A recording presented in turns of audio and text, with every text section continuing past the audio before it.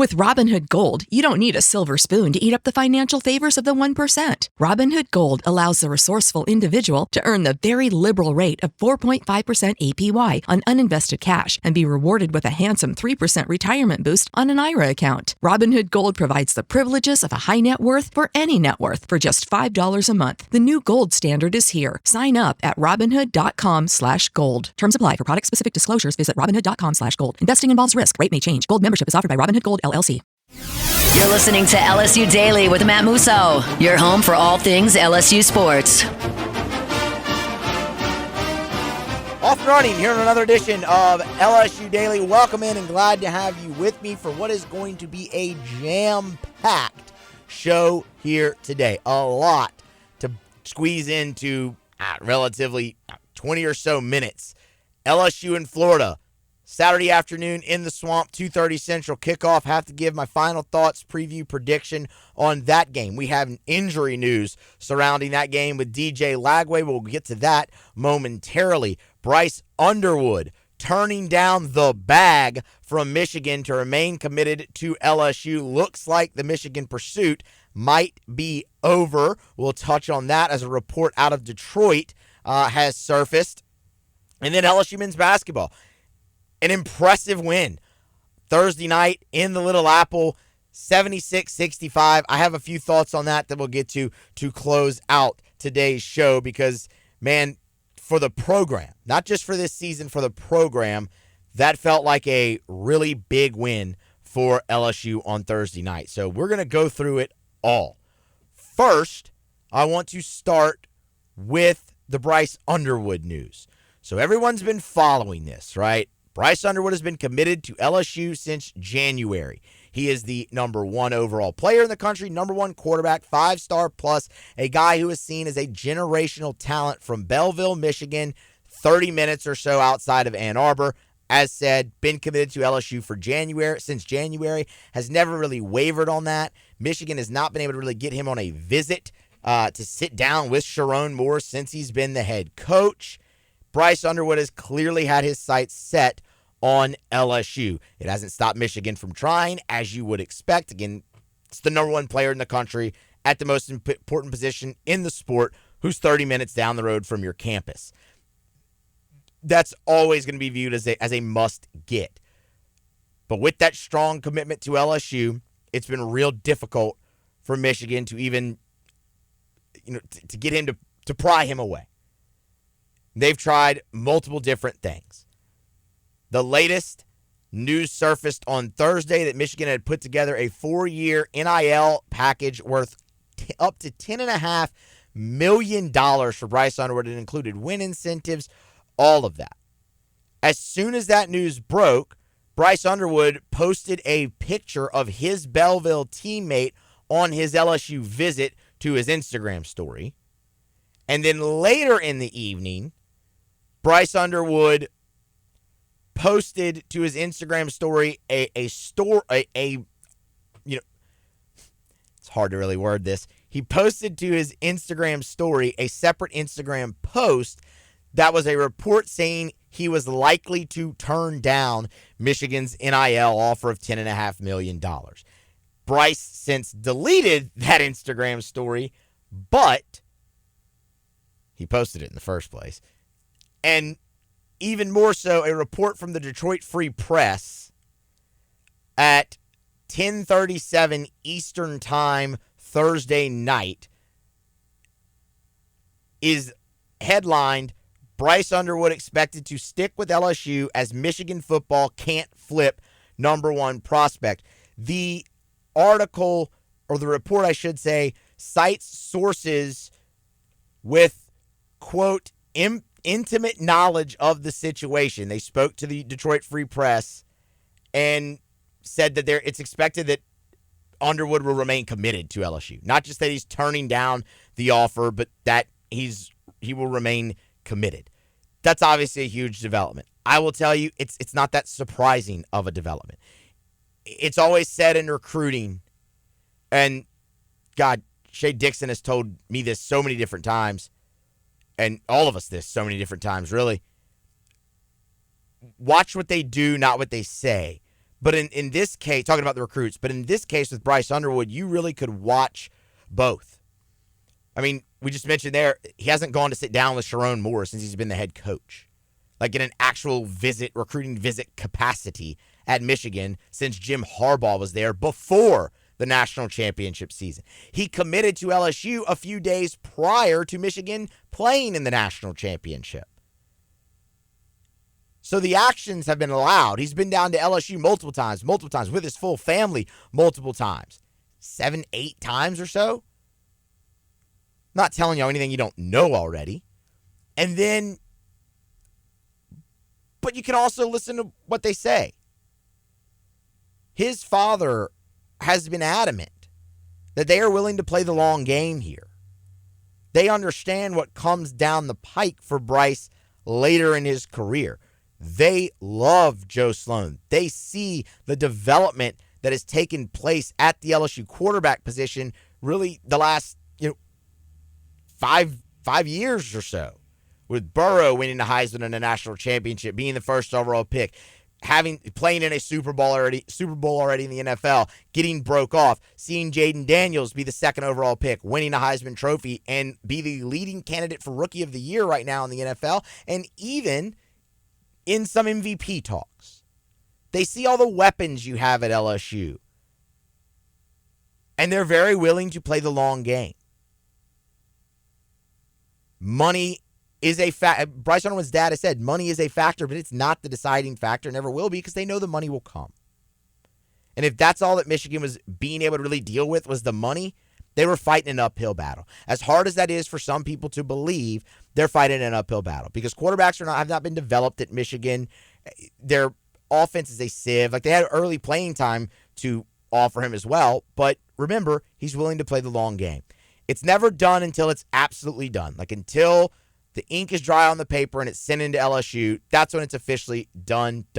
But that report from the Detroit Free Press, where sources with intimate knowledge close to Michigan are saying he's going to remain committed to LSU, not just that he's turning down the offer, but it sounds almost like the pursuit is over. And it's a really tough spot for Michigan because they ended up losing the quarterback they had committed for the class of 2025 because of this. It's a tough time to be Sharon Moore right now. So because of that, while that report suggests the pursuit might be over, I can't imagine that it is totally. But that was pretty close to a Godfather offer. And Bryce Underwood, sticking with the Tigers, sticking with the purple and gold. That's obviously great news for LSU and Brian Kelly. We'll continue to track it. Again, this is the latest development. Never done, never over until ink is dry and that paper is received by LSU. Okay, to LSU football now with the game against Florida. The big news here is DJ Lagway, Florida's 5-star freshman quarterback who injured his hamstring against Georgia in the cocktail party so severely that he had to be carted off the field with a hamstring injury. Missed the game against Texas, but has been practicing all week in a controlled environment. Billy Napier confirms Thursday evening that DJ Lagway will return Saturday and play against LSU. What does this mean? Well, DJ Lagway makes Florida better. That is an inarguable fact. Because your other option was Aiden Warner, a transfer walk-on from Yale that is in over his head. So DJ Lagway, even at 50, 60, 70%, makes Florida better. I think it's real easy to look at this, right, and be like, oh no, dual threat guy, LSU's cooked. Given what has happened to them the last few weeks, facing the mobile dual threat quarterback. That's not necessarily the case. Number one, the guy's coming off of a hamstring injury that required him to be carted off the field. He is not 100%. The mobility, it has to be limited because of that. So take a little solace there. Now, The other side of that coin is, I don't know if it was really going to be that big of a deal even if Lagway was fully healthy. They haven't run him much. DJ Lagway has only carried the ball 37 times this season for Florida for 114 yards. What he's done extremely well for a freshman is throw the ball. Completing 61% of his passes, over 1,000 yards and 6 touchdowns. Now, the caveat to that is he has thrown 5 interceptions. He's a freshman. The decision-making is going to, be iffy at points. It's his first foray into college football. But because Lagway is even more hampered by this hamstring, LSU's really going to have to be on alert for the arm. Lagway makes Florida better. 100%. That's not debatable. But he isn't 100%. And if you look at Florida, they have 8 starters out for this game at least against LSU. Elijah Badger, who has been a steady receiver for them, is questionable. So the weapons around Lagway lack as well. There's going to be a lot of pressure on that young man's shoulders in this football game to perform at a high level, not at 100%. It's easy, like I said, to look at LSU's defense and be worried. I think they actually match up favorably here because of the walking wounded Gators. 8 starters on offense and defense combined missing for this game against Florida, including linebacker Grayson Howard, who is their highest graded tackler per PFF. He's out this week. So that's a big loss. You're going to have a guy making his first start. That's Jaden Robinson going to be making his first start in place of Howard. So LSU matches up favorably in this football game. And yes, even defensively against DJ Lagway, because the weapons around him lack, because he is not 100% and the mobility won't be there, and he's a freshman.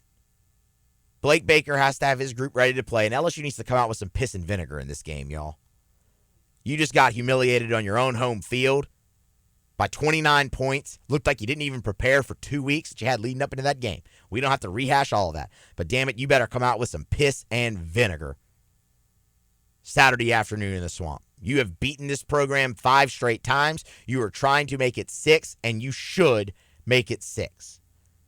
For LSU's side of things, Garrett Dellinger will be out. That is a bummer. 100% bummer. You are hopeful that he could play against Florida. He won't. It'll be Paul Mubenga going in there again.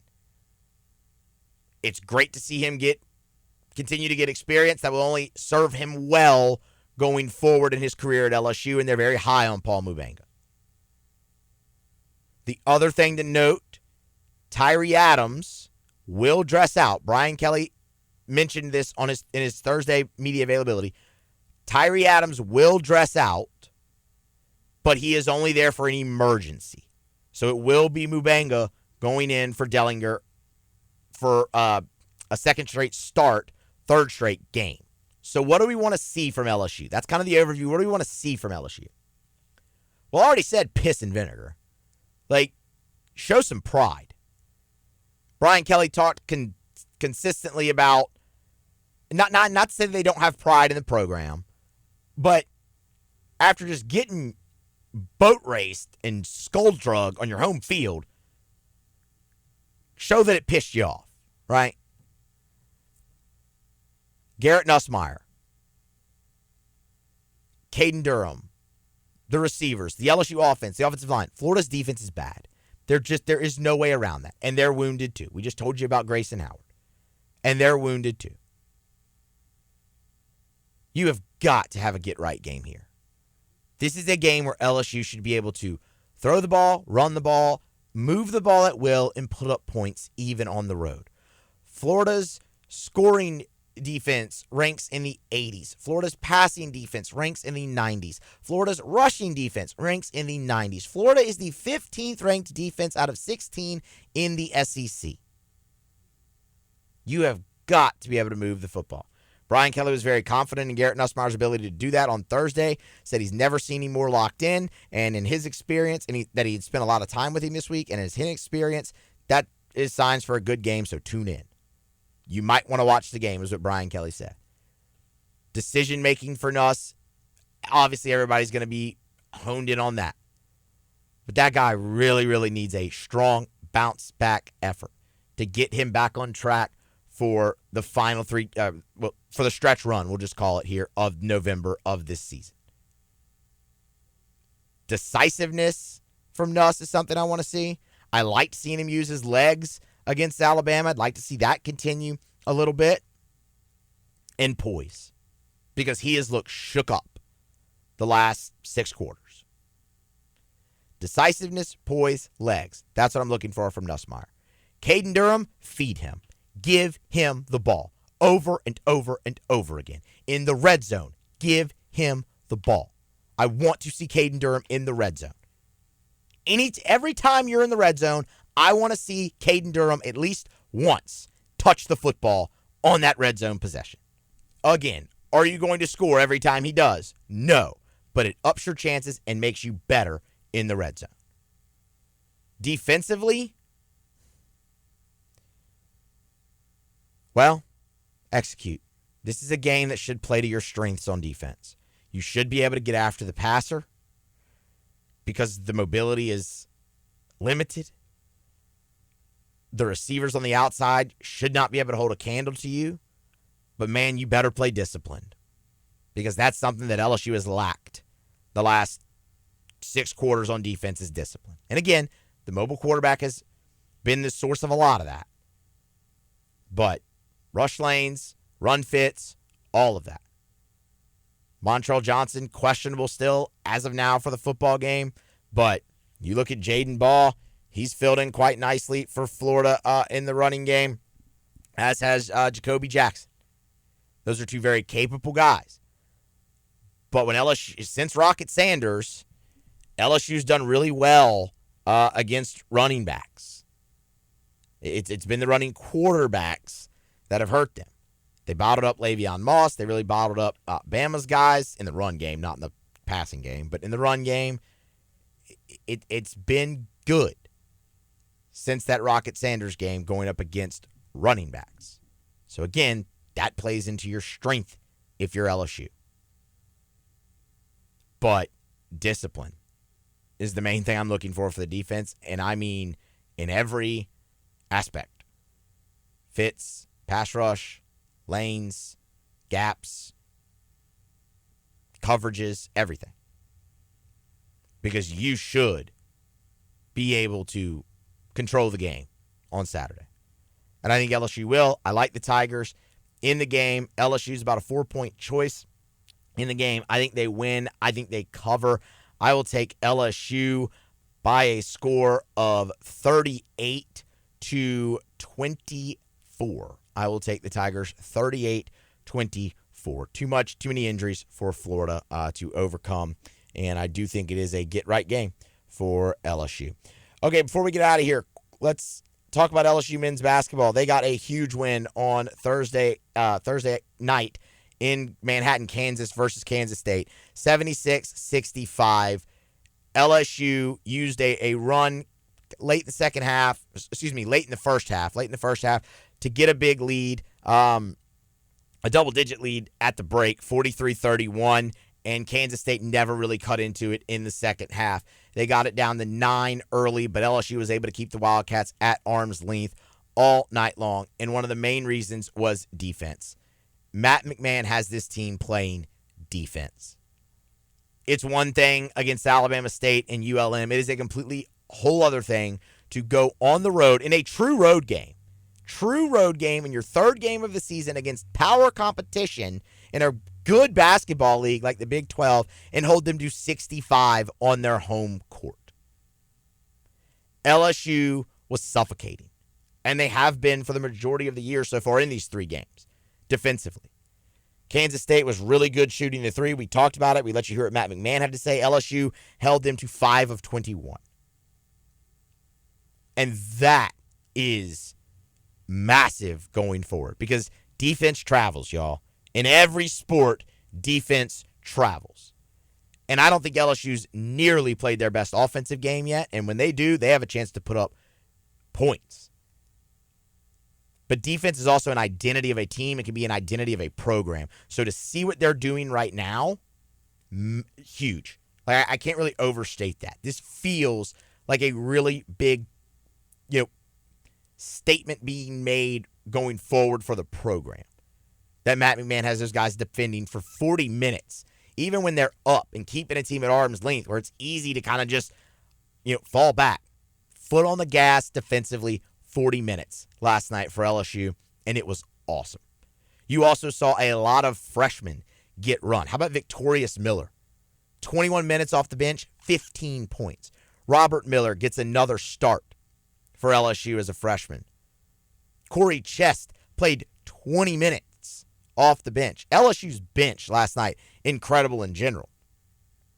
32 points from the bench for LSU. Great production. Cam Carter, goes against his former team, drops 20.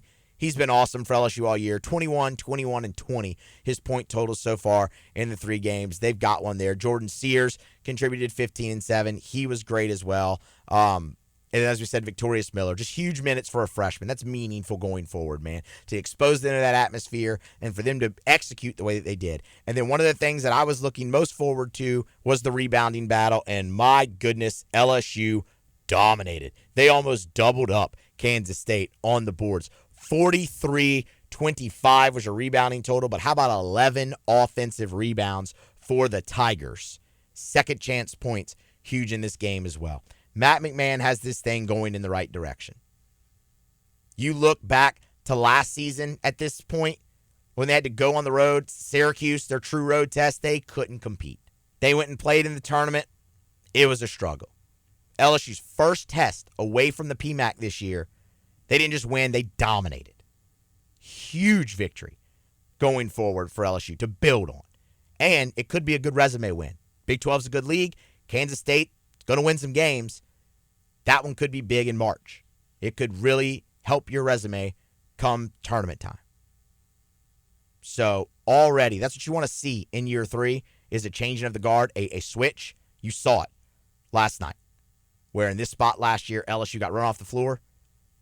A year later, with some portal help, good top 10 recruiting class, LSU responded and ran the home team off the floor instead.